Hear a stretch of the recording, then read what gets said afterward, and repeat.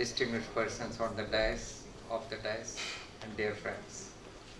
At the outset, please accept my sincere apologies for being unable to be physically present here amongst you on account of being indisposed due to sudden illness.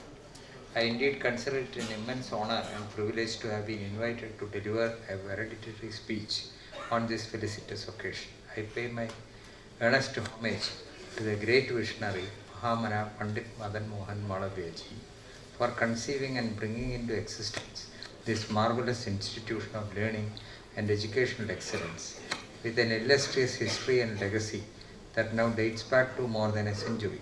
I also extend my heartfelt congratulations to the Center for Vedic Sciences for organizing this international conference on Vedic jurisprudence, a subject whose significance is all the more germane, especially in the current times. Having lost most of the touch with our magnificent ancient traditions, culture and majestic heritage, we Indians in the present age tend to value it only when a portion of it is validated and appreciated by the West. Most lamentably, such has been the destructive effect of incessant waves of invasions and colonization that we have suffered over many centuries. What, however, needs to be realized is that no amount of merciless loot and plunder and monstrous barbarities have ever succeeded in wiping off our existence and to our splendid culture's will and resilience to sustain and thrive.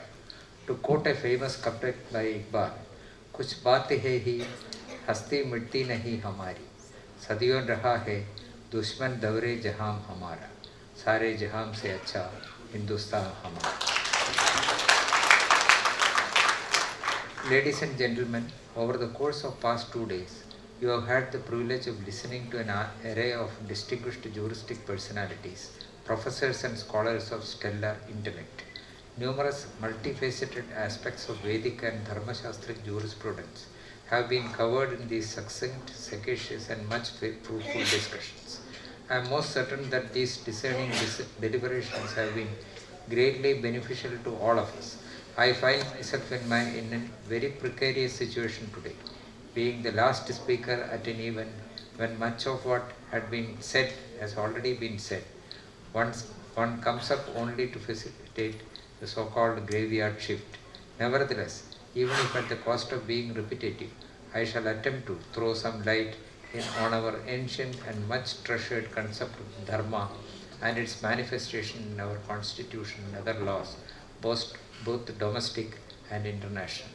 The great sapient sages of ancient India identified fourfold goals of human life. These objectives provided us with a benchmark to live our lives, trying to make it disciplined and righteous, known as the four Purusharthas. These objectives were dharma, that is ideals, duties and obligations; artha, the material well-being; kama, material pleasure; and moksha, liberation of the soul. To quote our second president and illustrious philosopher, Dr. Sarvepalli Radhakrishnan, quote, "If life is one, then there is one master science of life which recognizes the four supreme ends of dharma or righteousness, artha or wealth, kama or artistic and cultural life, and moksha or spiritual freedom." The Hindu code of practice links up the realm of desires with the perspective of the eternal. It binds together the kingdom of earth and heaven. Unquote. Dharma has been defined as the highest ideal of human life. It is a Sanskrit noun derived from the root dhri. Although it is nearly impossible to give an all-encompassing definition of dharma, but its most appropriate definition to me seems to be ya dharatye sa dharmaha. That which upholds, sustains is dharma. Dharma is the cornerstone on which the ideal way of Hindu life is based. Any word in another language is incapable of describing the full import of the Sanskrit word dharma. Dharma has variously been described by different people as duty, righteousness, or the performance of virtues. All creation, animate and inanimate, has each its own individual dharma to practice. It is the God-given law of one's own being and no derogation from dharma is permissible without serious consequences to the transgressor. The great German Indologist Max Muller defines dharma as an Indian version of natural law, since the ancient Indians used dharmic principles to regulate their way of life. It was only much later the term dharma began to be associated with religion. Dharma in Sanskrit language encapsulates the legal language of natural law or morality more prominently and broadly in terms of perceptibility than found in religion, which has a much narrower conception and interpretation. Hence, dharma need not necessarily be considered as religion only. Its scope and ambit is much beyond that. The concept of dharma is primarily associated with its nearest literal meaning in English language, that is righteousness. It means righteousness of a man's actions. It incorporates ethicality and morality, thus enabling and upgrading human existence. Such is the colossal importance of the dharma that even the supreme Nirakar Nirgun Brahm, formless and attributeless supreme law, takes the human form and incarnates on earth only to uphold dharma. Lord Krishna proclaims in Srimad Bhagavad Gita as follows: Yada hida hi dharmasya glanir bhavati bharata apyuthana dharmasya tadatmanam sujamyaham paritranaya sadhunam vinashaya cha dushkritam dharma samsthapanarthaya sambhavami yuge. Whenever there is a decline in righteousness and an increase in unrighteousness, O Arjun, at that time I manifest myself on earth to protect the righteous, to annihilate the wicked, and re-establish the principles of dharma. I appear on this earth age after age. The same promise is made in Goswami Tulsidas Ji Maharaj's magnum opus Srimad Ramacharita Manas as well. Jab jab hoi dharma ke hani, बाढ़ ही असुर अथम अभिमानी करम ही अनीति जाय नहीं भरनी सीदहीम विप्रभिधेनु सुर धरणी तप तप प्रभुतारी विविध शरीरा हिरही हरही कृमानिधि सज्जन पीरा. Rama is called Maryada Purushottam only because his conduct and actions were always perfectly in accordance with dharma. This is so aptly described in this verse from Valmiki Ramayana.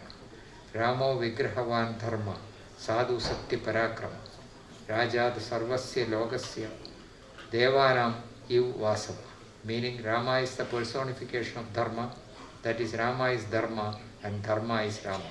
So in a way, when we extend our devotion to Rama in the form of Supreme Personality of Godhead, we are in fact worshipping Dharma itself.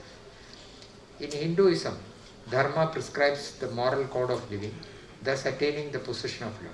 Since the ancient times, Dharma was considered to be the only source of law. The British considered Dharma Shastras to be the civil code of conduct for Hindus in India. It is with much clarity that the Indic faiths such as Hinduism, Buddhism, Jainism, etc. postulate that Dharma is the moral duty towards oneself and towards the society. In ancient India, Dharma was considered the highest of ideals and embodied an idea of supremacy of law, even the king was subject to it. The Buddhist scripture Vinaya Pitak mentions a case between a prince and a citizen of his states, wherein the ruling was passed in favor of the citizen. The prince duly followed the orders of the court. Everyone, including the king or royalty, were subjected to supremacy of law with all-pervading equality. This permeates into Indian Constitution in Article 14, which provides for equality before law.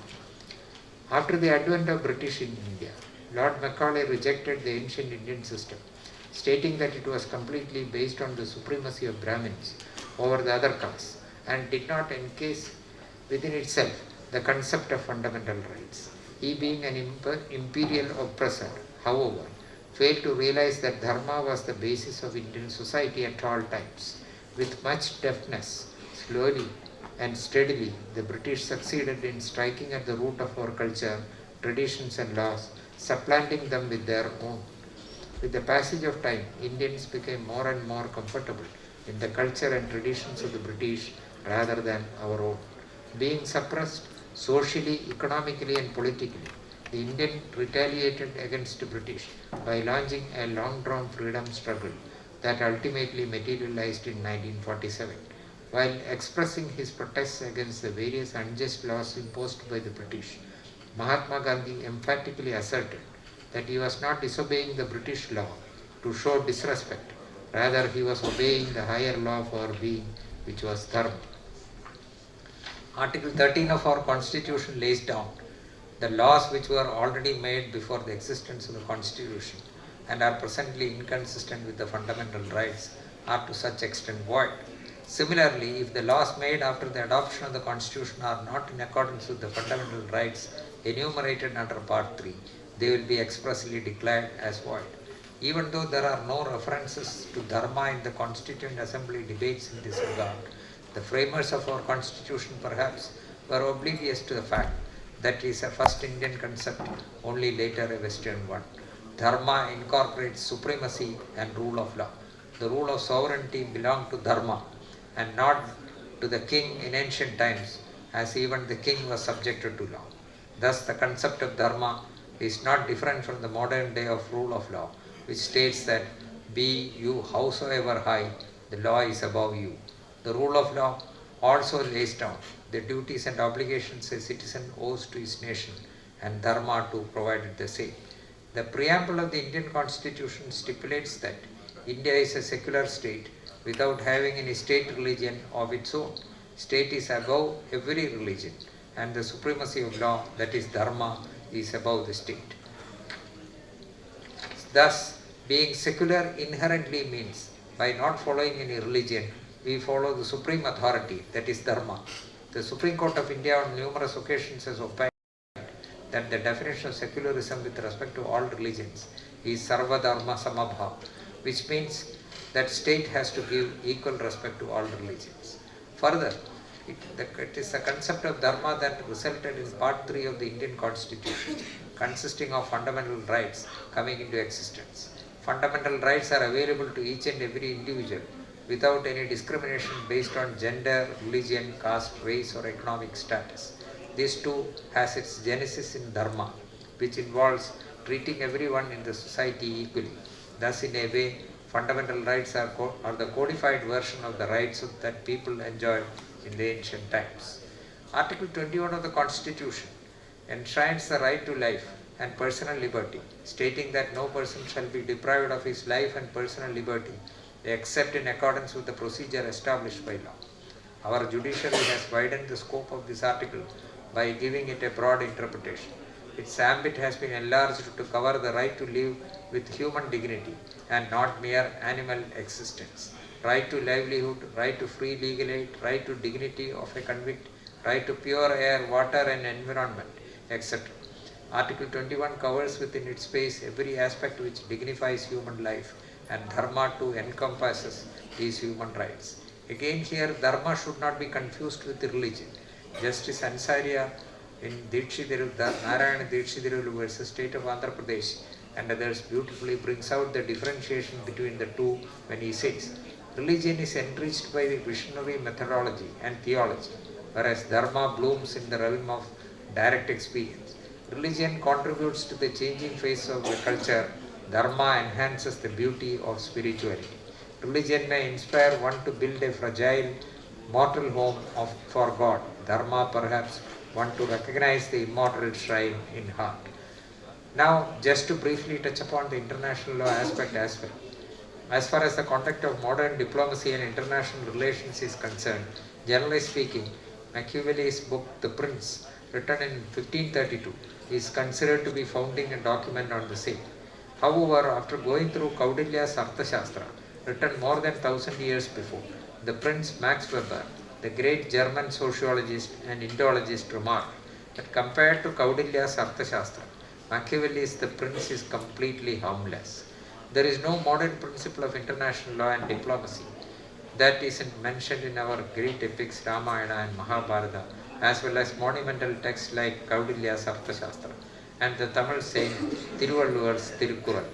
All of us know Ramayana that when Ravana orders his soldiers to behead Lord Hanuman, Vibhishan Vibhushan immediately intervenes. The relevant Chaupai in Ramacharita Naisis Kari Binai Bahuta, Niti Birodh Na Mariye Duta, Andan Kachukari E Gosai, Sabhi Kaha Mandra Bhalipai.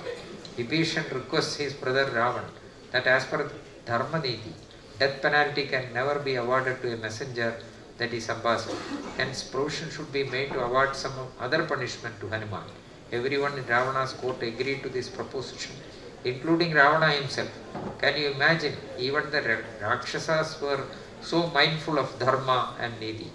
This same principle of not awarding capital punishment to ambassadors is applicable today in the form of Vienna Convention on Diplomatic Relations 1961.